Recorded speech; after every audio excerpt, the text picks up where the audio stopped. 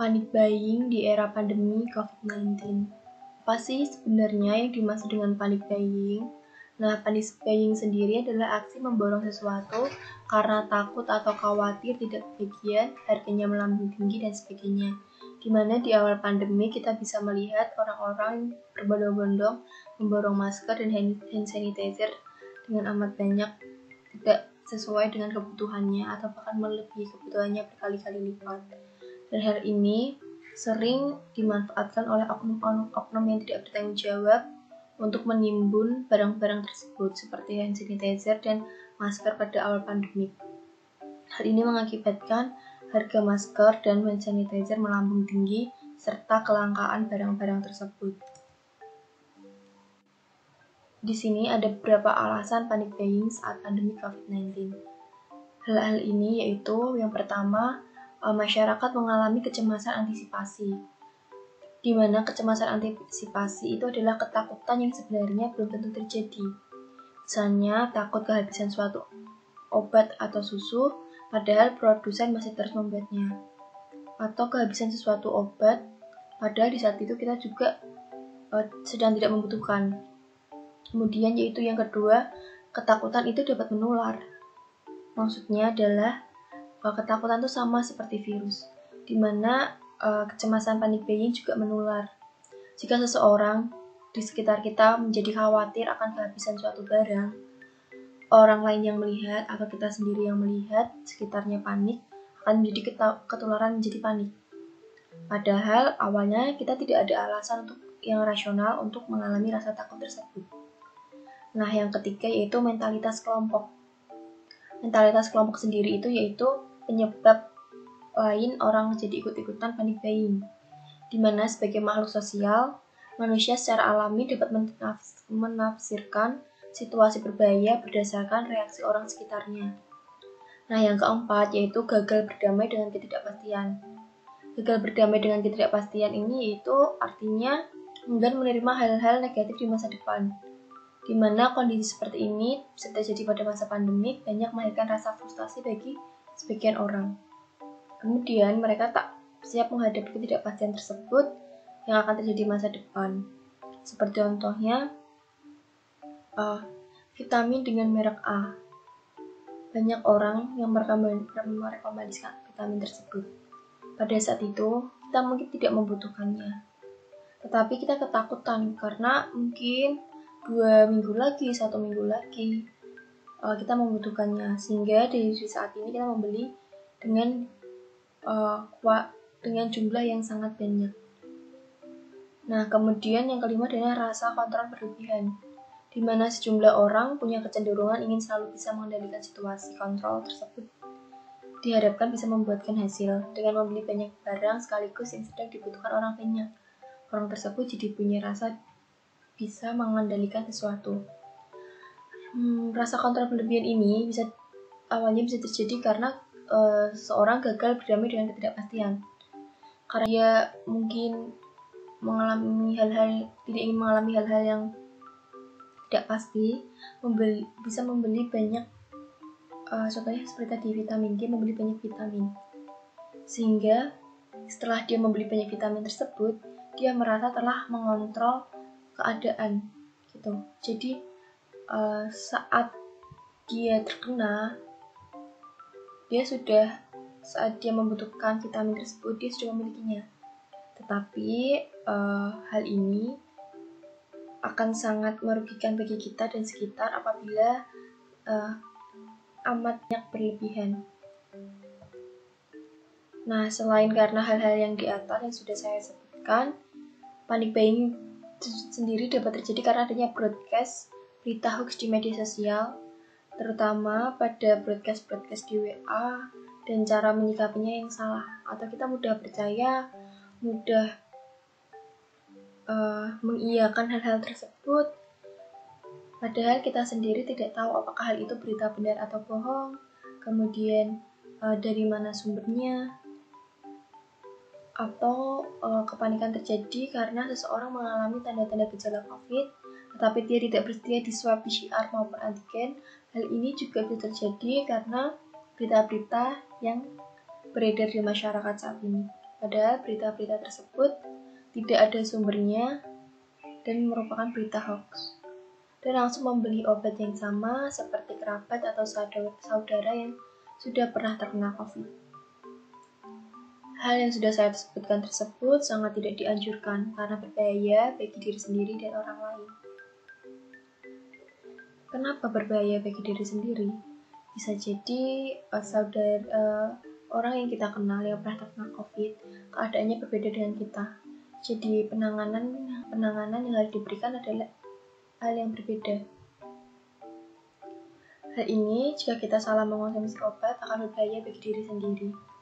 Lebih bahaya bagi orang lain jika memang kita tidak mau PCR maupun antigen padahal kita positif dan masih berkeliaran di lingkungan sekitar, maka hal itu dapat merugikan orang banyak karena kita dapat menularkan virus COVID-19.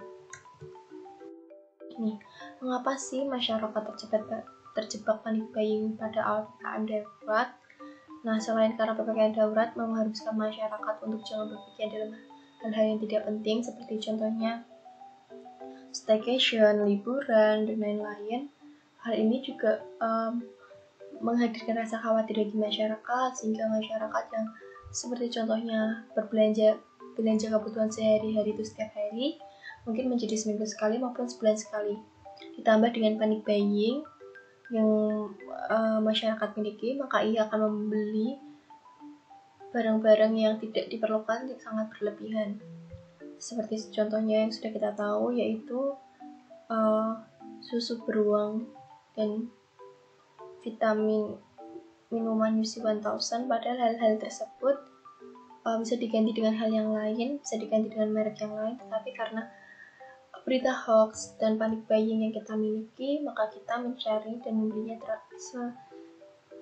membelinya sangat berlebihan.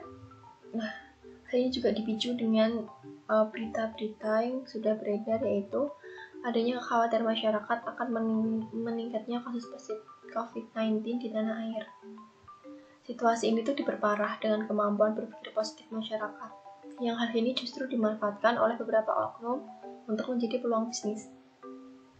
Seperti vitamin dari beberapa merek yang terkenal dan oximeter yang harganya melambung tinggi dan jarang ada stok. Pada akhirnya, tidak semua berpikir positif akan baik. Dan hal-hal ini dari pihak yang tidak bertanggung jawab memanfaatkan peluang tersebut untuk bisnis. Terlebih pada pandemi COVID-19 tidak hanya menyerang fisik, tetapi hal ini juga menyerang mental dan pikiran, kemudian mengakibatkan masyarakat menjadi lebih mudah cemas dan khawatir akan mendapatkan giliran terpapar virus corona. Nih, apa saja sih panic buying di era COVID-19, terutama pada masa PPKM berlangsung, yaitu membeli antibiotik dan antivirus, tetapi belum diswab dan belum dinyatakan positif. Hal ini banyak ditemui, terutama pada masyarakat kita yang sering membeli azithromycin, oseltamivir, padahal belum terkena COVID-19. Dan jika ditanya, hanya jawab hanya sebagai stok karena takut akan terkena dan tidak kebagian. Kemudian membeli vitamin dengan merek yang sama dan dosis yang tinggi. Hal ini tidak dianjurkan karena seperti halnya dengan baju atau produk-produk lain, merek vitamin sangat banyak dengan komposisi yang sama, hanya berbeda merek saja. Tetapi pada masyarakat kita sering tidak mau digantikan dengan merek tersebut dengan merek lain karena satu dan lain hal menurut mereka.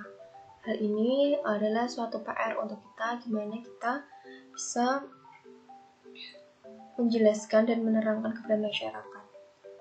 Hal ini juga mencegah harga suatu vitamin tersebut melambung tinggi, karena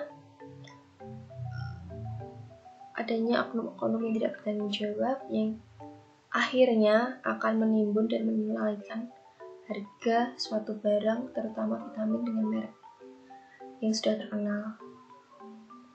Kemudian membeli susu dan vitamin minuman secara berlebihan. Seperti yang kita tahu yang sudah saya sebutkan tadi, susu beruang dan UC 1000 minuman vitamin UC 1000.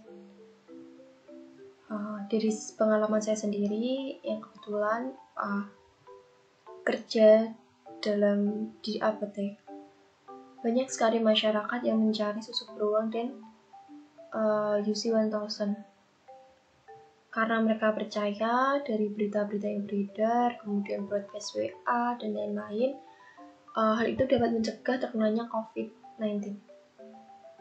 Padahal vitamin dengan merek lain itu juga banyak dengan kandungan yang sama, maupun susu UHT dengan merek lain juga banyak. Dan hal itu adalah sebagai penambah imun atau pencegah saja.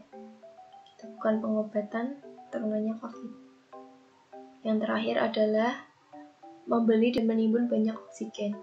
Hal ini pernah saya temui dari beberapa teman, dan pada kenyataannya banyak sekali orang yang mencari oksigen karena memang membutuhkan tetapi tidak mendapatkannya. Hal-hal seperti ini juga harus kita beri penjelasan kepada masyarakat agar tidak terkena panic buying dan merugikan orang lain. Kemudian bagaimana sih mengatasi panic buying? Yaitu dengan salah satunya mengadakan sosialisasi mengenai pentingnya memilah-milah berita dengan baik. Kita harus tahu sumbernya, kita beritahu kepada masyarakat, kita harus cari sumber yang benar, apa saja sumber yang diperlukan. Kemudian memberitahu mengenai informasi seputar COVID-19 dan penanganan serta pengobatan yang benar sesuai peraturan Kemenkes. Nah, contohnya seperti pada Kemenkes sudah mengeluarkan aturan atau tata cara isoma dengan baik, kemudian penanganan sesuai tingkatnya. Jika memang masyarakat terkena COVID-19, itu kita lihat, kita beritahu. Bagaimana jika kalau terkena COVID-19 tanpa gejala atau gejala ringan, kemudian terkena virus COVID-19 dengan gejala berat, itu semua sudah ada peraturannya yang sudah dikeluarkan Kemenkes. Nah, dari hal-hal tersebut kita bisa sosialisasikan kepada masyarakat. Cukup dari saya mengenai pemaparan tentang panic buying ini. Tujuannya yaitu kami harapkan masyarakat tetap waspada mengenai virus COVID-19 dengan melakukan protokol dan cara yang benar sesuai dengan anjuran Kemenkes dan tidak merasa cemas yang berlebihan sehingga hal-hal yang tidak diinginkan akan terjadi seperti panic buying. Selanjutnya, kami menampilkan video contoh panic buying di masyarakat, di mana ini sering terjadi pada pasien-pasien pembeli di apotek. Terima kasih dari saya. Tadi kan kamu udah record Kan? Hah? Terus habis itu langsung recording kan, tapi ini detiknya masih terus.